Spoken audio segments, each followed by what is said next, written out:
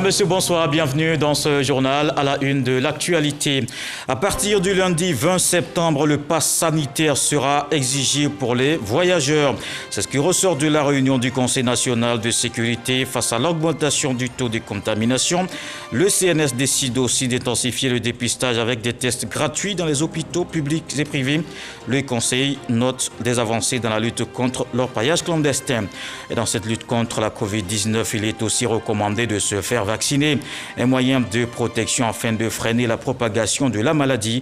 Le gouvernement annonce la mixité des vaccins. Il est donc possible d'avoir AstraZeneca et Pfizer dans le corps, ce que confirment les scientifiques. Il s'agit de deux vaccins de même type. La Côte d'Ivoire salue le mérite des éléphants basketteurs, les vice-champions d'Afrique décorés par le ministre des Sports. Ils ont été élevés au grade de chevalier et officiers dans l'ordre du mérite sportif. Hier, au nom du chef de l'État, le Premier ministre Patrick Kachi leur exprimait la reconnaissance de la nation. Et puis la délégation de la CEDEAO arrive finalement demain vendredi en Guinée. Une visite pour évaluer la situation 5 jours après le coup d'État qui a renversé Alpha Condé. L'organisation ouest-africaine s'est déjà penchée sur le cas Guinée hier mercredi lors d'un sommet extraordinaire. Le président de la République, Alassane Ouattara, a présidé ce jeudi une réunion du Conseil national de sécurité au palais de la présidence de la République. Cette rencontre a permis de faire le point de la situation sécuritaire générale, des mesures arrêtées face à l'évolution de la pandémie de Covid-19 dans le pays.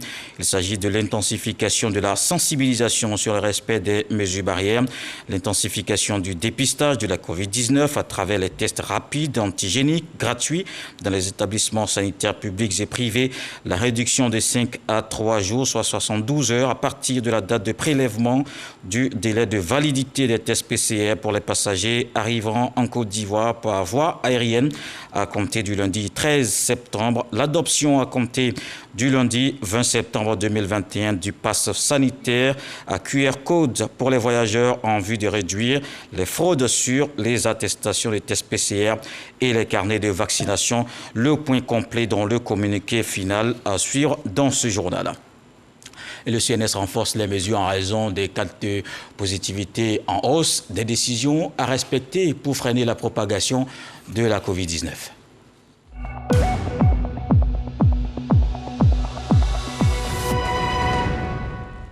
Le ministère de la Santé, de l'Hygiène publique et de la couverture maladie universelle a enregistré ce jeudi 131 nouveaux cas de Covid-19, 172 guéris et 4 décès. La Côte d'Ivoire compte donc 57 424 cas confirmés, dont 55 337 personnes guéries, 492 décès et 1595 cas actifs. Au total, 1 492 086 doses du 1er mars au 8 septembre 2021 administrées contre la Covid-19. Le ministère de la Santé a annoncé la mixité des vaccins AstraZeneca et Pfizer. Dès aujourd'hui, il s'agit entre autres de permettre aux 500 000 personnes en attente de leur deuxième dose de se faire vacciner. Une association scientifiquement possible pour ces deux vaccins de même type. Des détails avec Salima Toudia. L'annonce a été faite ce mercredi par le comité de veille sanitaire. Dès ce jeudi 9 septembre, c'est la mixité des doses AstraZeneca et Pfizer.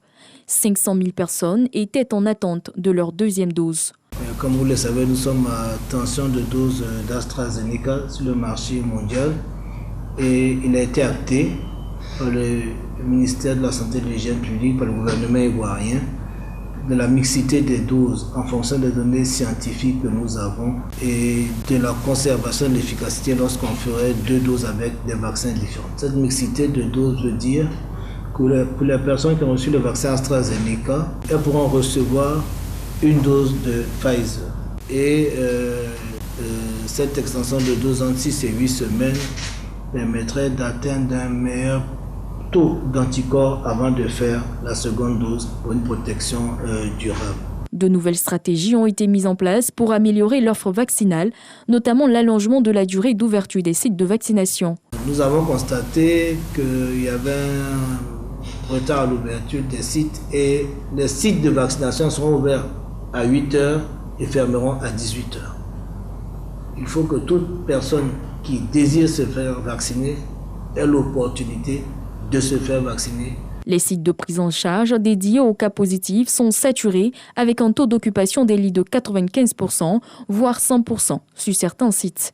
Pour pallier cette situation, nous allons ouvrir le site d'Anyama d'un site de 145 lits et le ministère de la Santé et de l'Hygiène publique, la couverture maladie universelle, va aussi étendre l'offre de prise en charge dans les structures périphériques, c'est-à-dire dans les hôpitaux généraux de Koumassi, Marcory, Port-Boué, Aboboga, Bingerville, Adjamé, en offrant 3 par hôpital en 2 et 3 lits d'isolement. On mettra les capacités d'oxygénation et de prise en charge.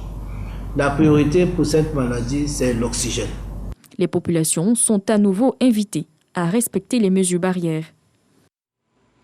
Une séance de vaccination à l'ANAGED, l'agence de gestion des déchets protège ses travailleurs et leurs familles.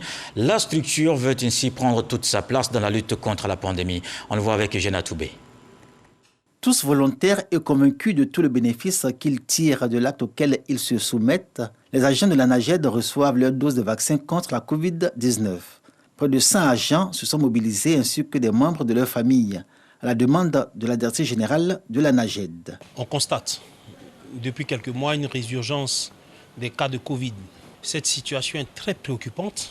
Il faut que chacun puisse prendre ses responsabilités pour se faire vacciner. L'Agence nationale de gestion des déchets s'inscrit dans la dynamique nationale de respect des mesures barrières contre la pandémie à coronavirus. Dans les locaux de la structure, le dispositif anti-Covid est visible et tous les agents s'y soumettent. La mobilisation générale pour cette séance de vaccination sur site marque la continuité dans l'action et répond à un objectif, protéger ses collaborateurs et leur environnement immédiat contre cette maladie mortelle. On se rend compte que même les personnes vaccinées ne sont pas à l'abri, n'est-ce pas? A fortiori, celles qui ne le sont pas. Donc, le message est vraiment très clair. Il faut absolument se faire vacciner. Depuis la survenue de la pandémie à coronavirus, le service médical de l'ANAGED organise avec l'ensemble du personnel des séances de sensibilisation périodiques contre la Covid-19. Objectif affiché, 0 cas, un défi que tous les agents sont invités à relever. Et l'actualité ce jeudi, c'est aussi l'ouverture de la consultation virtuelle de la Commission de l'Union africaine sur la nutrition. L'État de Côte d'Ivoire et ses partenaires veulent contribuer à l'élaboration du plan d'action. Il doit permettre l'inscription de la thématique au sommet 2022 de l'UA, une rencontre qui participe également de l'amélioration du statut nutritionnel des populations. Le reportage de Jean-Baptiste Diadji. Un plan d'action à élaborer sur la nutrition pour le futur 35e sommet de l'Union africaine. L'État de Côte d'Ivoire s'y attelle, à l'instar des 54 autres pays africains, à l'occasion de cette rencontre virtuelle. Objectif de cette consultation de l'Union africaine, UA, concevoir un nouveau plaidoyer afin de réduire de 40% la crise de la malnutrition en Afrique. La prévalence du retard de croissance est de 20% en Côte d'Ivoire. Face à cela, le gouvernement ivoirien veut amener plus de 50% de la population à adopter des actions essentielles en nutrition. À travers ces engagements, la Côte d'Ivoire se veut le leader africain pour la nutrition. Les bilans qui ont été faits au niveau mondial pour l'Afrique, c'est pas beau. C'est pas beau, c'est pas beau. Et nous sommes pays africains. Nous, la Côte d'Ivoire, nous sommes aussi pays africains. C'est vrai que nous faisons des efforts. Le président de la République s'est engagé. Il est champion. Champion pour l'Afrique, champion au niveau mondial. Même pour le mouvement SUN, nous participons au plaidoyer mondial. Alors encore plus, nous devons participer au plaidoyer continental. Le gouvernement ivoirien conduit le processus d'endossement par l'Union africaine du Centre d'excellence régional contre la faim et la nutrition, le CERFAM, créé en 2019 en collaboration avec le Programme alimentaire mondial. Et il faut noter que ce centre reçoit chaque année une subvention du gouvernement ivoirien pour ses activités. La note conceptuelle sur la nutrition, une fois validée par le partenaire de l'UA, sera proposée au sommet panafricain. Une rencontre qui se tiendra à Addis Abeba, en Éthiopie, en février 2022. En attendant, la Côte d'Ivoire est aussi loin de relâcher le combat contre le travail des enfants. Les ambitions sont claires, éradiquer le phénomène. Le Comité national de surveillance des actions de lutte mène une vaste campagne. Une mission de sensibilisation a marqué une escale dans Ayébitiassa. On le verra avec Mahama Traoré, les populations de la région exhortées à la scolarisation des enfants. C'est la fin des vacances scolaires. Mais le CNS, Comité national de surveillance des actions de lutte contre le travail des enfants, ne baisse pas la garde, surtout en zone de production cacaoyère, comme ici dans la région de l'Agnébitiassa. 2 jours durant, la délégation du CNS a expliqué aux enfants leurs droits et les travaux qui leur sont autorisés et interdits. L'autre volet de la mission a consisté à sensibiliser les autorités administratives, coutumières et religieuses de la région sur la menace que représente le travail des enfants pour l'économie ivoirienne.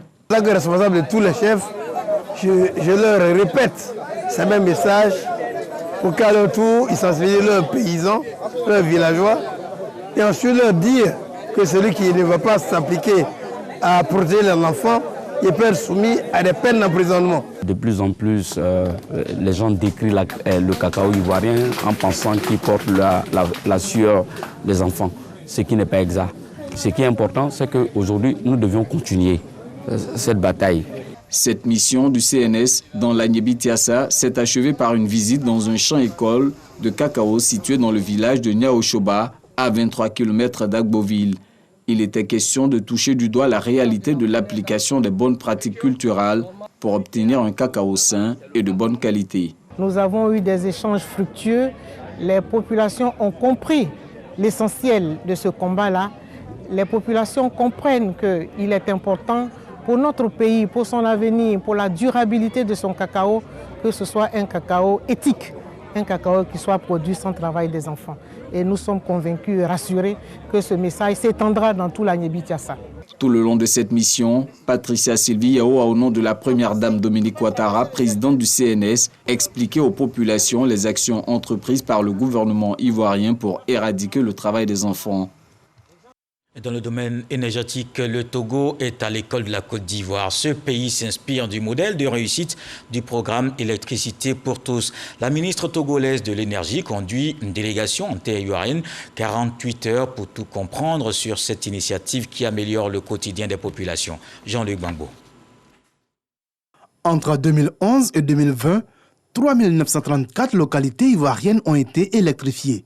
Le taux d'accès à l'électricité dans le pays est lui passé de 74% à 98% sur cette même période.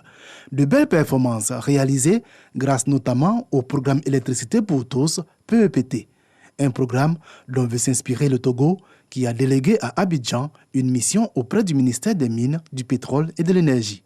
Si un pays frère comme la Côte d'Ivoire a réussi à implémenter un projet avec succès, il convient à ce qu'on puisse s'inspirer de ce pays-là et dans un cadre un peu plus large de discuter de tous les segments de la chaîne de l'électricité, de la production, du transport d'électricité et de la distribution et de voir dans quelle mesure, de manière pratique, nous pourrons concrétiser les volontés des deux nations. Un partage d'expérience entre les deux pays qui aspirent à se doter d'un secteur électrique performant pour le bien de leurs économies et de leur population. C'est dans le cadre donc des relations sud-sud et nous sommes certains qu'au Togo, il y a également des choses qui ont été faites et nous gagnerions également à aller là-bas pour nous inspirer de leur expérience. C'est à travers donc ces échanges entre pays frères que nous pouvons nous enrichir, nous pouvons apprendre davantage. La délégation togolaise passera 48 heures en Côte d'Ivoire. Des séances de travail sont prévues avec les principales entités du secteur de l'énergie en Côte d'Ivoire, comme la Direction générale de l'énergie, la Compagnie ivoirienne d'électricité, Côte d'Ivoire Énergie ou l'Autorité de régulation de l'électricité en Russie. Des routes de qualité réalisées par des entreprises qualifiées. C'est ce qu'envisage l'État ivoirien avec le soutien du groupe de la Banque mondiale. Afin de matérialiser cette ambition, les parties réfléchissent actuellement à la définition des critères d'évaluation des entreprises exerçant dans l'équipement et l'entretien routier. Le reportage de Mahama Traoré. Pour juger de la qualité d'une route réalisée par une entreprise, plusieurs aspects sont à évaluer. il y a des tests, des essais qui sont réalisés à la fin des travaux, notamment des tests du nid pour voir la praticabilité de la route et également le respect des différentes structures de chaussée qui sont utilisées. Donc au niveau du reprofilage lourd, on verra si la vitesse a été sensiblement améliorée, on verra si les dégradations précoces sont enregistrées, s'il n'y a pas de nid de poule. Un consensus doit être fait sur l'ensemble de ces critères afin de définir le mode d'évaluation du niveau de performance de la centaine d'entreprises du secteur routier. Une telle démarche s'est située dans le prolongement de la mise en ligne du site ageroutemarché.ci. En plus de définir ces critères-là, avec une approche qualitative et aussi quantitative, mais qui doit prendre en compte aussi dans ces critères-là l'origine des différents financements auxquels sont soumis ces entreprises-là, de façon à ce qu'on ait quand même une définition équitable dans la démarche. Tout le processus, c'est d'appuyer, de classifier, de distribuer des bons points et des mauvais points, comme on dit, d'avoir nos champions. Mais ceux qui n'ont pas pu être bien classés, on ne peut pas les laisser en rade, nous appuyons. Mise en ligne au mois de juin dernier, ageroutemarché.ci est le fruit de la coopération entre la Côte d'Ivoire et la Banque mondiale à travers le PAGDS, programme d'amélioration de la gouvernance et de la délivrance des services de biens aux populations. Cet outil technologique permet au grand public de s'informer en temps réel sur l'exécution des projets routiers. Et le développement en marche dans le district autonome du Bassa-Sandra. Désormais, il y aura des programmes de l'International Young Fellowship et une convention de partenariat signée avec le ministre-gouverneur Philippe Legré. L'organisation sud-coréenne s'intéresse au secteur de la santé, de l'éducation et du développement durable. Abou Sanogo. Contribuer au progrès social, économique et culturel du district autonome du Bassa-Sandra. C'est le sens de la signature de convention cadre entre le gouverneur du district et le coordonnateur national de l'organisation coréenne IOF, International Youth Fellowship. Avec Bassa-Sandra, nous voulons aussi travailler pour conduire de la jeunesse, pour conduire des chefs traditionnels partout. Nous voulons investir tout notre cœur pour donner le coup de changement de mentalité. Programme sanitaire en faveur de la population, appui technique et financier des projets identifiés et formation au changement de mentalité. Bref, des programmes diversifiés dont bénéficieront les populations du district autonome du Bassa-Sandra, a indiqué son gouverneur Philippe Legré. L'ONG IOF vient, elle va former tous ceux qui auront à bénéficier des projets, et bien pour que, avec cette mentalité forte qu'on va leur inculquer, eh bien, que cette mentalité les amène à bien gérer ces projets-là pour pouvoir atteindre les objectifs. Dans les prochains jours, une délégation de l'organisation coréenne IOF se rendra dans les régions du district du Bassa-Sandra, notamment le Bokle, San Pedro et la Nawa, en vue de la mise en œuvre des différents programmes. Le Bassa-Sandra, comme le reste du pays, a un fort potentiel touristique. La Côte d'Ivoire organise justement une série d'activités de découverte, de promotion du patrimoine. La quinzaine touristique se poursuit jusqu'au 22 septembre, une occasion de révéler les trésors cachés. Et cette première édition donne le ton de la célébration de la Journée mondiale du tourisme qu'on voit avec Patricia Omouetia. Découverte et promotion du patrimoine de la destination ivoirienne, divertissement et animation entre balnéaire et tradition, avec les danses et autres trésors du royaume Macan. Merveille et tradition, sur la route des rois, nous emmène dans une escapade écologique sur la route des éléphants, dans un voyage au cœur du cacao pour un paradis entre lagune et nature.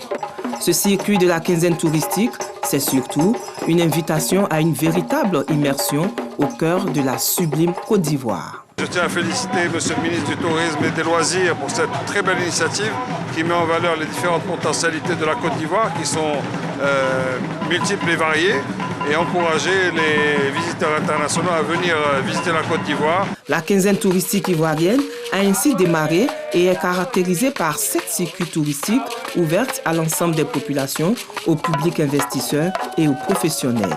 Cette quinzaine touristique est juste une invitation aux Ivoiriens et à tous ceux qui vivent en Côte d'Ivoire à découvrir les merveilles dans notre pays. Chaque année, il y aura la quinzaine touristique en Côte d'Ivoire qui va se passer pendant les vacances. et ce sera l'occasion aux Ivoiriens de prendre des vacances et de suivre les circuits qui seront mis en place par le ministère du Tourisme et des Loisirs. La quinzaine touristique ivoirienne s'inscrit en l'occurrence dans le cadre de la mise en œuvre de la stratégie du gouvernement ivoirien Sublime Côte d'Ivoire, une ambition affichée pour développer et promouvoir l'ensemble du potentiel touristique ivoirien. Le lancement de cette quinzaine touristique vient donner la visibilité donc, à la campagne Sublime Côte d'Ivoire. Et le clou donc, de cette quinzaine sera bien entendu la journée internationale du tourisme, la première fois en Afrique subsaharienne. C'est une façon à nous de faire la promotion du tourisme domestique, mais aussi faire en sorte que la Côte d'Ivoire soit un hub touristique pour la région Afrique de l'Ouest. Cette première édition de la quinzaine touristique ivoirienne est parrainée par la première dame de Côte d'Ivoire, Dominique Ouattara, représentée ici par Nda Nadia Flora, chef de cabinet. Le ministre du Tourisme a lancé officiellement les activités de la quinzaine touristique en prélude de la 41e journée mondiale du tourisme prévue le 27 septembre prochain. La Côte d'Ivoire, pays hôte et organisateur, a démarré les festivités à travers cette quinzaine touristique ivoirienne. Abidjan vit aussi au rythme du Festival des musiques urbaines d'Anoumambo, le FEMUA 13, des panels organisés depuis le mardi dernier. Ce soir, c'est le début de la série de concerts. Je vous conduis justement à Makori. Notre reporter Serge Collet est à l'INJS. Bonsoir Serge, vous êtes avec le commissaire général à Salfo. Dites-nous comment se déroule ce grand rendez-vous de la musique 3 jours après l'ouverture.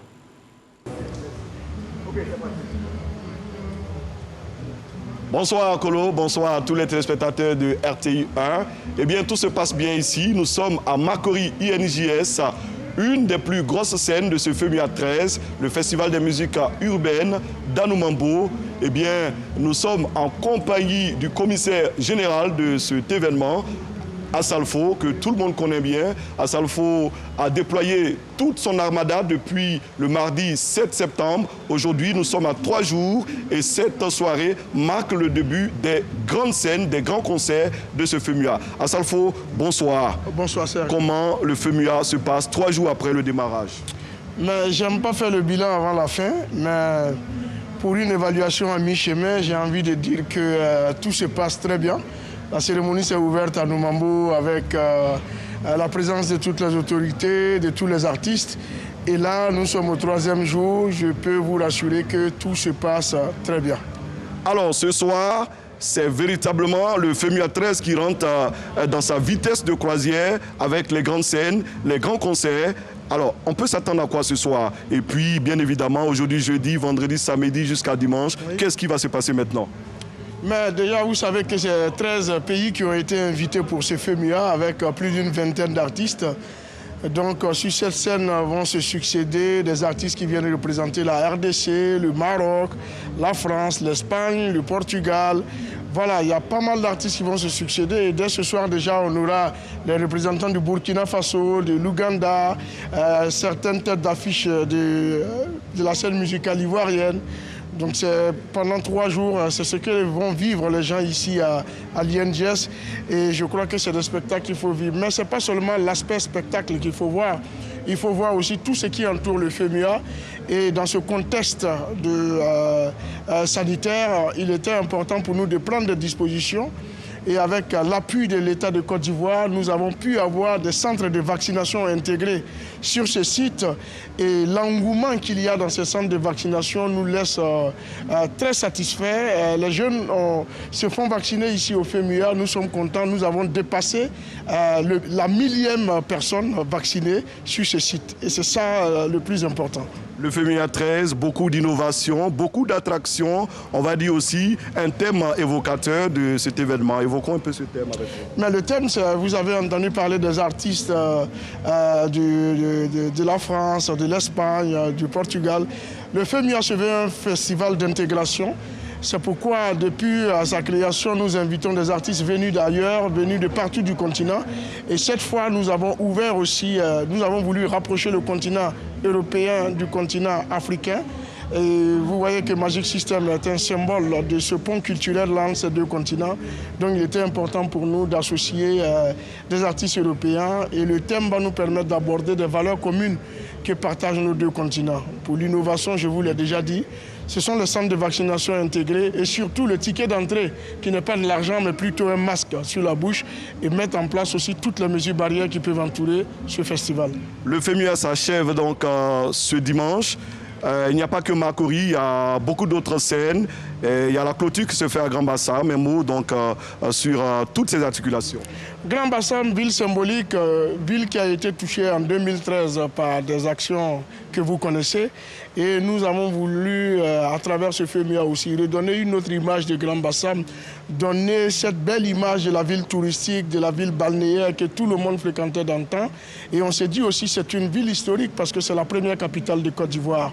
Donc nous avons voulu symboliquement terminer en beauté le FEMUA à Grand Bassam et nous attendons tout le monde là-bas pour faire le show. Aujourd'hui, après 13 éditions, comment se sent Salfo? Est-ce qu'il pense qu'il atteint véritablement une étape dans cet événement ou bien il y a beaucoup à faire encore dans ce FEMUA? Mais avec ce genre d'événement, on n'atteint jamais son apogée, on n'atteint jamais la perfection. Il y a toujours quelque chose à voir et chaque édition qui finit présente un autre défi pour la prochaine édition. Donc nous travaillons davantage pour faire évoluer ce festival et on espère qu'il va monter encore. Là, nous ne sommes qu'à la 13e édition. Quand on sait qu'il y a des festivals qui ont 30, 40, 50 éditions qui continuent à se renouveler, nous disons qu'il y a encore du chemin à faire, mais on va se battre pour imposer ce festival. Alors, de grosses sommités mondiales sont attendues. Aujourd'hui, jeudi, vendredi, samedi, dimanche. Quelques noms, ces sommités sont-elles là? Et voilà. Mettez-nous un peu dans le bain, mettez notre public, nos téléspectateurs dans le bain de ce grand événement. Mais tout le monde est là, Kofi Olomide, Kinve qui est venu de Paris, Flobi du Burkina Faso, Joël Sembunjo, Zara d'Afrique du Sud. Tout le monde, toute la pléiade, toutes les têtes d'affiche sont là pour faire la fête. Et dès ce soir déjà, ça commence ici. Dans quelques minutes, ici, ça va commencer. On attend le tout Abidjan. Venez. Venez, on va faire le show. On attend le tout Abidjan. Kolo, eh bien, Salfo vient de donner le ton. Le FEMUA continue. Nous allons rester ici un peu pour faire la fête avec ceux qui seront en prestation ce soir. Bonne suite de journal. Et puis, que les Ivoiriens nous rejoignent ici à Makori, NJS, pour faire la fête avec Salfo et toute son équipe. Merci Serge Koléa avec nous en duplex depuis l'INJS où débute ce soir la série des concerts du FEMUA 13 et le concert de ce soir à suivre sur la 3. Après la musique, le sport avec cette célébration méritée, les éléphants basketteurs vice-champions d'Afrique décorés par le ministre des Sports. Ils ont d'abord reçu un vibrant hommage avant leur distinction. Ils sont faits chevaliers et officiers dans l'ordre du mérite sportif. Une cérémonie tenue à la rotonde du Palais des Sports de Treichville. Dans le reste de l'actualité, la délégation de la CEDEAO arrive finalement demain vendredi en Guinée. Une visite pour évaluer la situation 5 jours après le coup d'État qui a renversé Alpha Condé. L'organisation ouest-africaine s'est déjà penchée sur le cas guinéen mercredi. C'était lors d'un sommet extraordinaire. Elle a suspendu le pays de ses instances. La communauté exige une nouvelle fois la libération du président encore entre les mains des putschistes. Le président de la République, Alassane Ouattara, a présidé ce jeudi une réunion du Conseil national de sécurité au palais de la présidence de la République. La rencontre s'est penchée sur l'évolution de la pandémie de Covid-19 dans le pays. Le Conseil a pris des mesures additionnelles pour contenir la propagation du virus. Autre sujet abordé, la lutte contre l'orpaillage clandestin en Côte d'Ivoire. Je vous propose le communiqué final lu par le ministre Fidel Sarasoro. Le président de la République, Son Excellence, M. Alassane Ouattara, a présidé ce jeudi 9 septembre 2021 au palais de la présidence de la République une réunion du Conseil national de sécurité. L'ordre du jour a porté sur 2 points, la situation sécuritaire générale et l'évolution de la maladie à coronavirus 2019 en Côte d'Ivoire. Au titre de la situation sécuritaire générale, à la suite de la présentation faite par le ministre de l'Intérieur et de la Sécurité, le Conseil national de sécurité a noté avec satisfaction une nette amélioration de la situation sécuritaire générale. Cette amélioration est consécutive aux multiples opérations de sécurisation menées par les forces de défense et de sécurité sur l'ensemble du territoire national. Le Conseil national de sécurité s'est notamment réjoui des récents résultats obtenus par le groupement spécial de lutte contre l'orpaillage illégal. Ainsi, pour le mois d'août 2021, le bilan des opérations menées par ce groupement s'établit comme suit.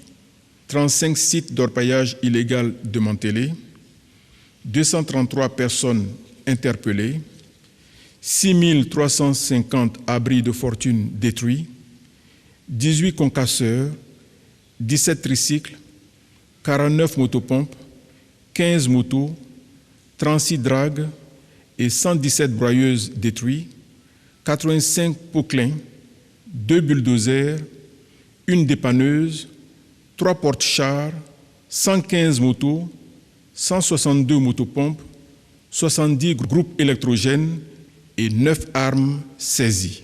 Le président de la République, tout en félicitant les ministres en charge de la défense et de la sécurité, ainsi que les grands commandements pour l'amélioration de la situation sécuritaire générale, les a instruits à l'effet de poursuivre les opérations de lutte contre l'orpaillage illégal et le grand banditisme.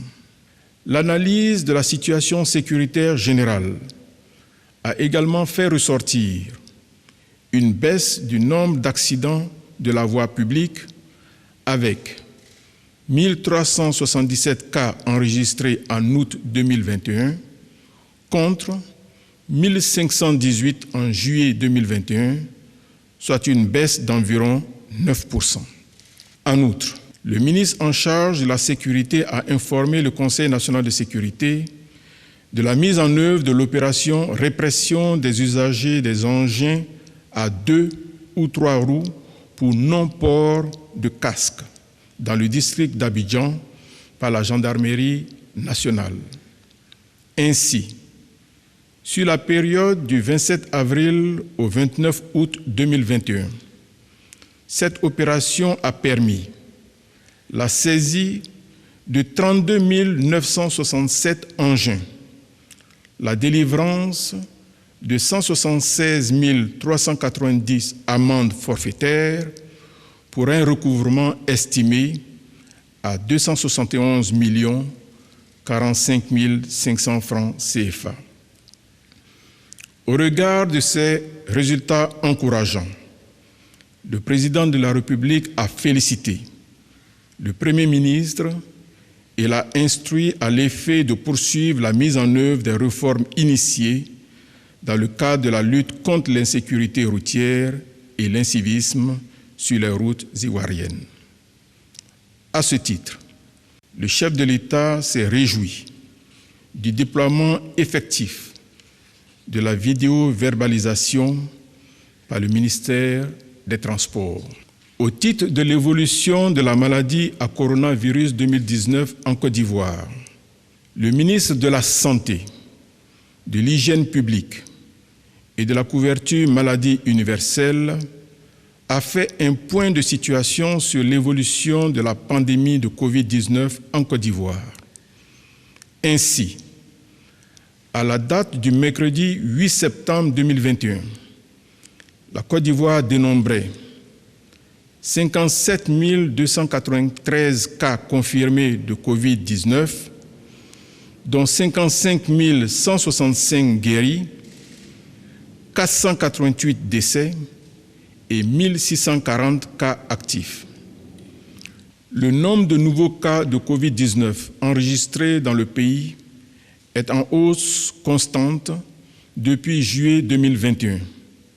Du 1er au 31 août 2021, la Côte d'Ivoire a enregistré 5 534 nouveaux cas, ce qui représente une moyenne de 178 cas par jour, soit 3 fois plus qu'en juillet 2021. La moyenne du taux de positivité est de 7%, au-dessus du seuil d'alerte de 5%, contre moins de 3% depuis le début de la pandémie en Côte d'Ivoire. 112 décès ont été notifiés en août 2021. Ce chiffre représente 25,4% du nombre total de décès depuis le début de la pandémie. La totalité des personnes décédées en ce mois d'août n'étaient pas vaccinées. Selon le ministre en charge de la Santé, l'accroissement des cas positifs et des décès est dû à l'intensité des interactions sociales enregistrées pendant les vacances scolaires, à l'arrivée, comme dans plusieurs pays de la sous-région, de la troisième vague de l'épidémie en Côte d'Ivoire avec le variant Delta et à un relâchement dans le respect des mesures barrières. Concernant la campagne de vaccination contre la COVID-19 dans notre pays, le ministre de la Santé, de l'Hygiène publique et de la couverture maladie universelle a informé le Conseil national de sécurité qu'au 7 septembre 2021, 1 477 179 doses de vaccins ont été administrées avec 272 126 personnes ayant reçu les 2 doses. Il a par ailleurs porté à la connaissance du Conseil national de sécurité que la Côte d'Ivoire a reçu le 20 août 2021 1 180 530 doses de vaccins Pfizer dans le cadre de l'initiative COVAX. Le 2 septembre 2021, 100 800 doses de vaccins Johnson & Johnson dans le cadre de l'initiative AVAT. Ces livraisons portent à 2 577 700 le nombre total de vaccins reçus à ce jour, sur une commande de 12 311 030 doses. Le processus d'approvisionnement en vaccins se poursuit donc et permettra la vaccination ininterrompue et complète des populations. Le ministre en charge de la Santé a également informé le Conseil national de sécurité que le comité scientifique a validé la mixité vaccinale, ce qui permet aux personnes ayant reçu la première dose de vaccin AstraZeneca de recevoir pour la seconde dose le vaccin Pfizer.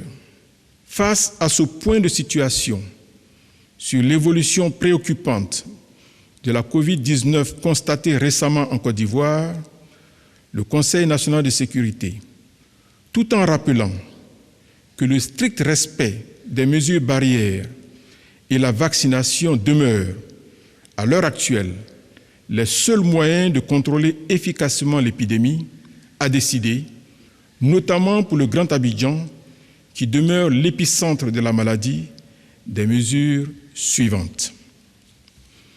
Le lancement d'une vaste campagne de sensibilisation sur la vaccination en vue notamment de la vaccination avant le 15 octobre 2021, au moins pour la première dose, des catégories de personnes jugées les plus exposées et listées ci-dessous. Les agents de santé du public et du privé, les forces de défense et de sécurité, les enseignants du public et du privé, les officiers de justice, les restaurateurs, hôteliers, tenanciers de bars, maquis et boîtes de nuit, ainsi que leurs employés, les personnes présentant des causes de comorbidité et les personnes âgées de 60 ans et plus. L'intensification de la sensibilisation sur le respect des mesures barrières qui associera notamment le corps préfectoral, les élus, la Chambre nationale des rois et chefs traditionnels, les guides religieux, les associations et les ONG.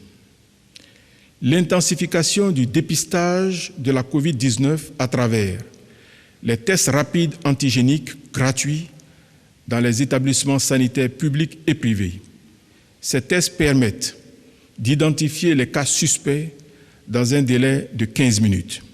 La réduction de 5 à 3 jours à partir de la date de prélèvement du délai de validité des tests PCR pour les passagers arrivant en Côte d'Ivoire par voie aérienne à compter du lundi 13 septembre 2021. L'adoption à compter du lundi 20 septembre 2021 du pass sanitaire à QR code pour les voyageurs en vue de réduire les fraudes sur les attestations de tests PCR et les carnets de vaccination. En fonction de l'évolution future de l'épidémie dans notre pays, des mesures plus contraignantes seront prises, notamment l'interdiction de l'accès aux restaurants, maquis, bars, cinémas, stades, établissements hôteliers, bâtiments administratifs publics et privés, universités et grandes écoles aux personnes non vaccinées ou aux personnes ne disposant pas d'attestation de test antigénique ou PCR négatif datant de moins de 72 heures. Le président de la République, pour sa part, a réitéré ses encouragements à tous les acteurs impliqués dans la lutte contre la Covid-19. Il a exhorté à nouveau les populations vivant en Côte d'Ivoire à se faire vacciner, à porter les masques dans les espaces et lieux publics, ainsi que les transports en commun, à se laver régulièrement les mains et à respecter la distanciation sociale. Enfin, le chef de l'État a instruit le Premier ministre à l'effet de prendre toutes les dispositions nécessaires pour le démarrage le plus rapidement possible de la production locale de vaccins anti-Covid-19 en Côte d'Ivoire. Fait à Abidjan le jeudi 9 septembre 2021. C'était le communiqué final qui a sanctionné la réunion du Conseil national de sécurité présidée par le chef de l'État. Voilà qui met un terme à ce journal. Merci de l'avoir suivi. Retour de l'actualité 23h avec Abdoulaye Koné. Ce soir, le sage nous apprend qu'il ne faut pas abandonner de ramer quand la pirogue n'a pas encore touché la terre ferme. Dieu le voulant, on se retrouve demain.